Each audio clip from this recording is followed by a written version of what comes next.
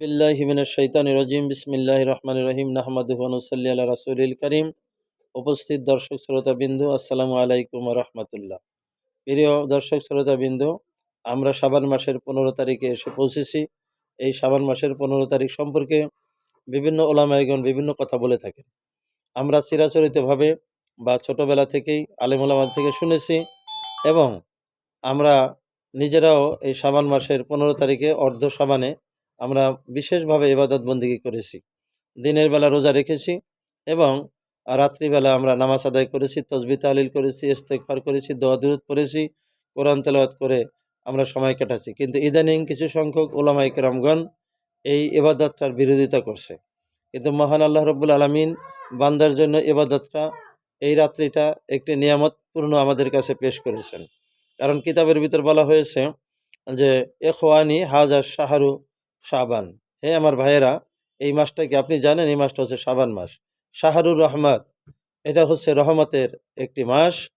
All গুফরান, এবং ক্ষমা প্রার্থনা পাওয়ার একটি মাস, ক্ষমা প্রার্থনা করার একটি মাস, ক্ষমা পাওয়ার একটি মাস এই মাসটি, যাকে শাহরুর শাবান বলা হয়, শাবান মাস। ক্বালা নবী সাল্লাল্লাহু আলাইহি ওয়াসাল্লাম, আল্লাহর নবী ইরশাদ করেন, ইজা কানাত লাইলাতু নিসফু মিন শাবান, যখন শাবান মাসের অর্ধেকটা তোমাদের কাছে পৌঁছে বা শাবান মাসের 15 তারিখ তোমাদের কাছে পৌঁছে যায়, ফাকুমু লাইলাহা, আল্লাহ রাসূল সাল্লাল্লাহু আলাইহি ওয়াসাল্লাম বলছেন, তোমরা রাত্রিবেলায় নামাজ আদায় করবে। অর্থাৎ শাবান মাসের 15 তারিখে রাত্রে তোমরা দাঁড়িয়ে দাঁড়িয়ে নামাজ পড়বে। অসুমু ইয়ামাহা, এবং তোমরা রোজা রাখবে দিনের বেলা। ফাইনাল্লাহ তাআলা ইয়ানজিলু ফিহা গুরুবের শামসি অইলা সামাই, মহান আল্লাহ রাব্বুল আলামিন সূর্য আজকে সূর্য ডুবার সাথে সাথেই আল্লাহ রাব্বুল আলামিন এই দুনিয়ার আসমানে চলে আসেন। এর মানে হলো তারা আল্লাহর বান্দার খুব কাছাকাছি চলে আসেন। দুনিয়ার আসমান দিয়ে বোঝানো হয়েছে আল্লাহর বান্দা, আল্লাহর আল্লাহর বান্দাদের কাছে আল্লাহ রাব্বুল আলামিন খুব কাছাকাছি চলে আসেন সূর্য ডুবার সাথে সাথে। ফায়াকুলু, এরপর আল্লাহ তাআলা বলেন, আলা মান মুস্তাগফিরু, আল্লাহ তাআলা বলছেন, হে গুনাহগারেরা, কার গুনাহ আছে তোমরা আমার কাছে ক্ষমা চাও, ফাগফির লাহু, আমি আল্লাহ তাআলা তাকে ক্ষমা করে দেব। অর্থাৎ এই রাত্রে যে সমস্ত গুনাহগার বান্দাগুলো আল্লাহর কাছে ক্ষমা প্রার্থনা করবে, মহান আল্লাহ তাআলা তাকে ক্ষমা করে দিবেন। আলা মান মুস্তাগফিরু, কার প্রয়োজন ক্ষমা প্রার্থনার, ফাগফির লাহু, আমার কাছে ক্ষমা চাও, আমি ক্ষমা করে দিব। আলা মান মুস্তারজিকু, কার রেজেকের সমস্যা আছে, রেজেকের অভাব আছে, কমতি আছে, অর্থনৈতিকভাবে দরিদ্র আছে, আমার কাছে চাও, আমি ফারজুকুহু, আমি তাকে রেজেকের ব্যবস্থা করে দিব। আলামান মুবতালেউ ফাউফিহি, যার দরকার, যার যেই দরকারটা আছে, যার যেই প্রয়োজনটা আছে, প্রয়োজনটা আমার কাছে বলো, আমি আল্লাহর পাক তোমাদের সমস্ত প্রয়োজন মিটিয়ে দিব এই শাবান মাসের মধ্যরাত্রিতে অথবা 15 তারিখে। আলাকাজা হাত্তা ইয়াতলাউল ফজর, এই সূর্য ডোবার শুরু থেকে একেবারে ফজরের আজান পর্যন্ত মহান আল্লাহ পাক এভাবে তার বান্দাদেরকে ডাকেন যে, হে বান্দারা, কার দরকার আছে আমার কাছে ক্ষমা চাও, আমি তোমাদেরকে ক্ষমা করে দেব। আমি যার রেজেকের দরকার আছে, আমি তোমাদের রেজেকের ব্যবস্থা করে দেব। তাই হাদিস থেকে বোঝা যায় যে শাবান মাসে অবশ্যই আজকের দিনে, আজকের রাত্রে আমাদের ইবাদত করার দরকার, আল্লাহর কাছে প্রার্থনা করার দরকার, আল্লাহর কাছে ক্ষমা চাওয়ার দরকার।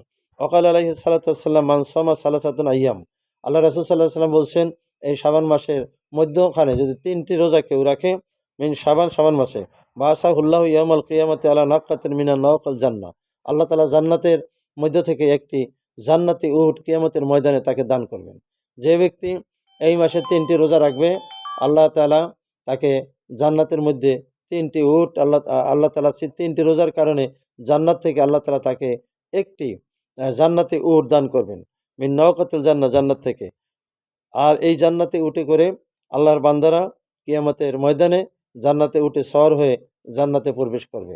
অতএব আমার বন্ধুরা, যে যেখানে থাকুন না কেন, আজকে শাবান মাসের 15 তারিখে সূর্য ডোবার সাথে সাথেই আপনারা ইবাদত বন্দেগী করবেন।